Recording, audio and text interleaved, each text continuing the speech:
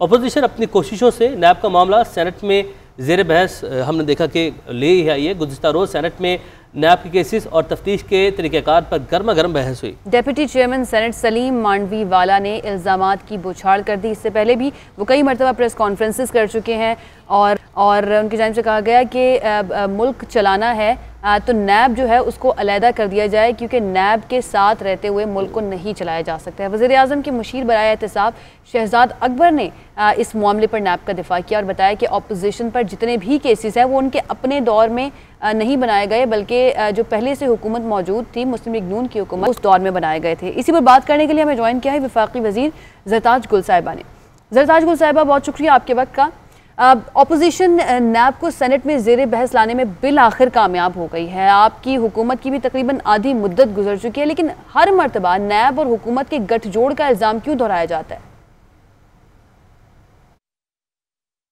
देखिए, नैब असल में पहली दफ़ा इंडिपेंडेंट हुई है। जो नैब का इन्होंने इदारा बनाया था या एहतसाब कमीशन बनाया था, बाद में जब इन्होंने 2007 में एनआरओ ले लिया और इन्होंने मुशर्रफ साहब के साथ जो है एनआरओ कर लिया और तमाम अपने मनी लॉन्ड्रिंग के केसेस, इसके पैसों की करप्शन जो थी इनकी, ये सब के सब जब इन्होंने नारे करके जब ये मुल्क से भाग गए, तब उसके बाद जो है अब पहली दफ़ा चूँकि पाकिस्तान में पहली दफ़ा इदारे इंडिपेंडेंट हुए हैं। नैब का इदारा हो या कोई भी इदारा हो या इवन जजेस हो, किसी को फ़ोन कॉल नहीं की जाती, किसी को प्रेशराइज नहीं किया जाता, इंडिपेंडेंटली इदारे अपने काम कर रहे हैं। अब वो इदारों को पहले पार्लियामेंट के अंदर घसीटना, नैब को 2-2 घंटे गालियाँ देना, इसलिए कि सिर्फ इनसे ये पूछा जाता है कि भाई आप ये बात बताएं कि आपके फेक अकाउंट्स कैसे बन गए, आपने मनी लॉन्ड्रिंग कैसे की, आपकी टीटीस कैसे आई, आप पाकिस्तान का बाहर पैसा लेकर जाके उसको ब्लैक मनी को आपने वाइट कैसे किया। अगर आप अब इस मुल्क के 3 दफ़ा के वज़ीर आज़म थे या इस मुल्क के फेडरल मिनिस्टर थे,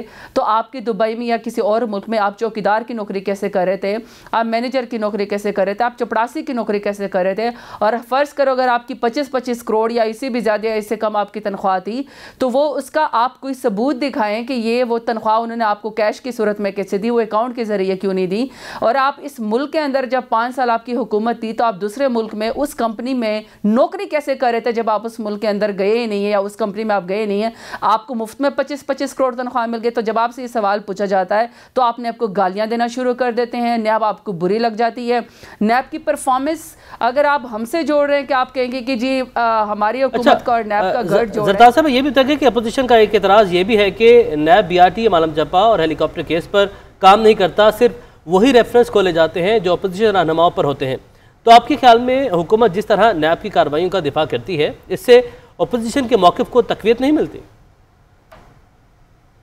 देखिए, नैब के दिफा अगर हम करते हैं तो नैब कोई हमसाया मुल्क का इदारा तो है नहीं, हमारे मुल्क का इदारा है। और हमारे मुल्क में जो इदारा अच्छा काम करेगा हम उसके लिए ट्वीट्स भी करेंगे, हम उसको अप्रिशिएट भी करेंगे, हम उसकी कारकर्दगी को भी सराहेंगे और आपको बताएंगे भी सही।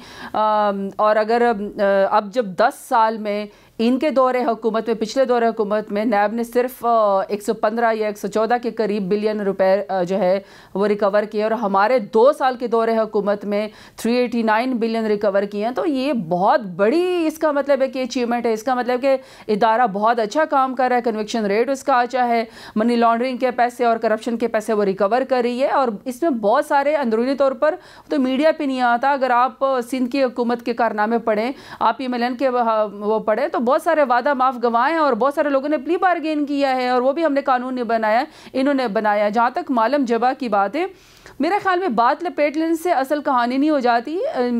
नैब का इदारा जो है वो करप्शन और मनी एम्बेजलमेंट्स के ऊपर काम करता है, ये उसका मैंडेट है। मालम जबा का केस इनको पता ही नहीं है, जिसके बारे में जिसको लपेट के आ जाते हैं। मालम जबा का केस एक डिपार्टमेंट से हुकूमत के दूसरे डिपार्टमेंट की ज़मीन के मुंतकिली, जो मालम जबा का रिजॉर्ट है, और उसका फैसला जो है वो टूरिज़म डिपार्टमेंट और फॉरेस्ट डिपार्टमेंट ने आपस में किया है।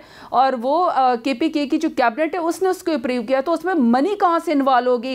एक हुकूमत का इदारे या एक हुकूमत की प्रॉपर्टी दूसरे इदारे को काम के लिए मुंतकिल हुए, तो मुझे समझ नहीं आती कि उसके अंदर कौन सी एम्बेजलमेंट या कौन सी। और जहाँ तक BRT की बात है, BRT कोई पंजाब की तरह 250 बिलियन ईंधन की किराए के पैसों से और फिर 1100 अरब सालाना सब्सिडी से नहीं बने जो हमारी जेब से निकलते हैं, और ताहियात हमें सब्सिडी 1100 अरब पर ईयर देनी पड़ेगी।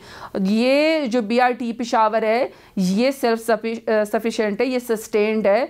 ये जो BRT पेशावर है ये इसको एशिया डेवलपमेंट बैंक ने बनाया, उसका अपना एक मैकेनिज्म है, वो अपने पैसे खुद रिकवर करती है और ये आवाम की जेब से सब्सिडी या टैक्स। ठीक है ज़रताज गुल साहिबा, सेल्फ सफिशिएंट है, सस्टेन्ड है BRT, लेकिन उसमें बहुत ज़्यादा मसले मसाइल भी हैं, ये भी आपको मानना चाहिए। हमारे साथ ज़रताज गुल साहिबा मौजूद थी।